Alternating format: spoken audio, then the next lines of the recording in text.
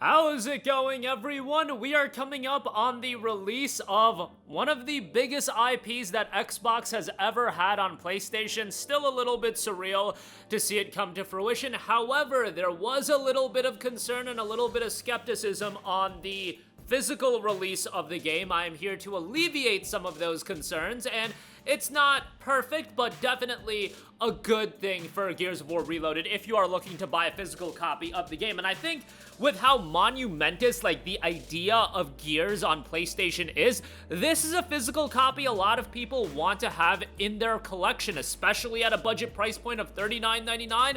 I think a lot of people want to pick it up, and thankfully, you will be able to boot the game without needing a download. We'll talk all about that. I do want to go over the file size for the game, as the preload is going live right now as well. First of all, as far as Gears of War Reloaded goes, does it play? The Twitter account noted, we can confirm through an early physical copy from an eastern region that Gears of War Reloaded has the campaign on disc and it is bootable offline. Everything else seems to require you to patch and be online. That is for PlayStation 5.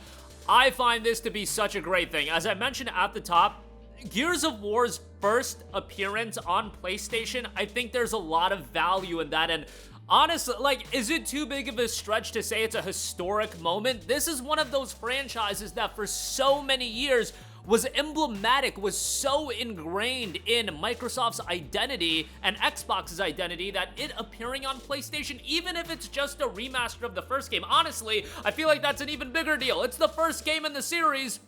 A lot of people want that game in a form where they can own a physical copy of the game, and there is a level of, preserving the game. And I don't know how big of a print run this is gonna be. I don't foresee it being in run for a long, long time. Like Indiana Jones: The Great Circle, that game requires a download, and I don't believe that physical copy is scheduled to be in print for that long. And then obviously, it is going to be a concern with Microsoft games going forward, the level of content that's available on disc. With what happened with Doom: The Dark Ages, where barely anything was on disc, which was just insulting.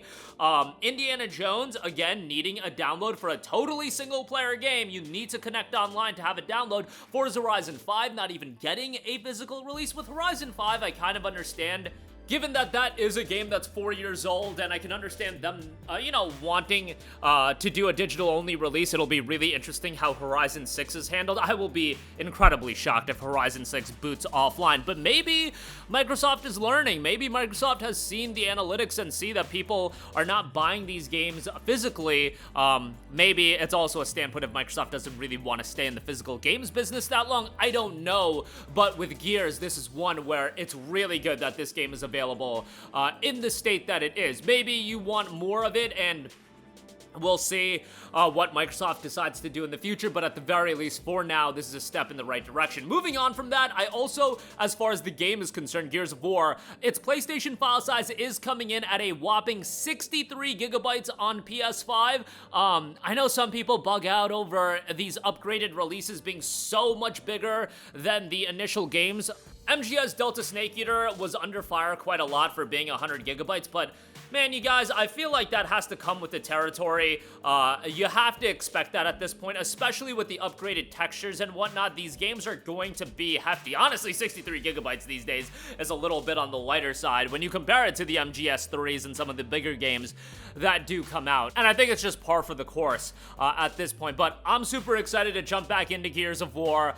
Gears of War, from a campaign standpoint, I've always resonated with Gears more than Halo. Halo, the multiplayer, I mean, I loved Gears 2's multiplayer, but Halo Reach's multiplayer and Halo 3's multiplayer, I feel like, was absolute pinnacle multiplayer gaming on the Microsoft side of things, the Xbox side of things. Like, Killzone 2, for that era of gaming, is still, for me, the one I'm the most nostalgic with, but that's just because summer of 2009 was just such a great period in my life as far as being a teenager and playing the hell out of that game that there's a lot of nostalgic memories that are tied to that. But Gears of War, from a campaign standpoint, has always resonated with me, and hopefully this will pave the way for Gears 2 and 3. I'm really curious on how Microsoft is going to handle the releasing of all these games. You know, you've got Gears of War Reloaded here. You got Gears of War 2 and 3. I would imagine sometime down the line, I don't know, maybe they'll even even throw you Gears Judgment, and one would think that E-Day is going to be coming to PlayStation 5. Whether it be day one or down the line, I think at this point, the toothpaste is out of the tube. Just start releasing these games day one and make your money.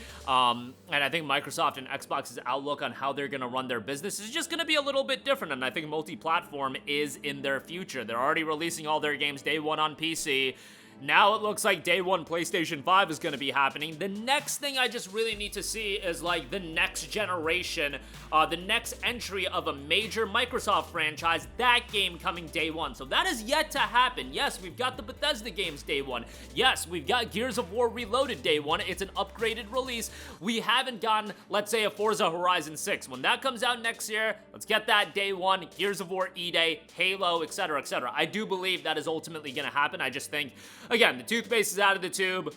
This is just what they're gonna do going forward, but yeah, big release, and $40 as well, I think is a great price point. What I am really curious with is just how good is this game gonna do, because Gears of War Reloaded, while there might not be that immense amount of buzz right now, I really think this is gonna be one of those releases that just comes out, people see it on the PlayStation dashboard, they go, WTF, Gears of War is on PlayStation. Again, a lot of more casual gamers, they're not gonna be aware that Gears is coming out. If I talk to 10 of my casual gamer friends, I guarantee you 8 of them don't know that Gears of War, first of all, is even getting an upgraded release. Second of all, it's coming to PlayStation. I just assure you, they're not following the day-to-day gaming news cycle, and this release has come together very quickly. However, the second this starts popping up on the dashboard and it gets promoted, I think it's game over. And then they also see that it's at a $39.99 price point in an era of $70 games. Oh, that's game, set, match. I think they're gonna be more inclined to picking something up like this than even Delta Snake Eater, which is a ground-up remake. I foresee this doing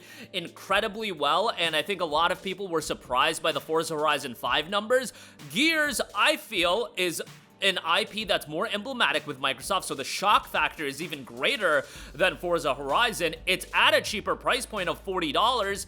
I just think it's going to do really, really well, and I think people are going to be surprised by just how well it does.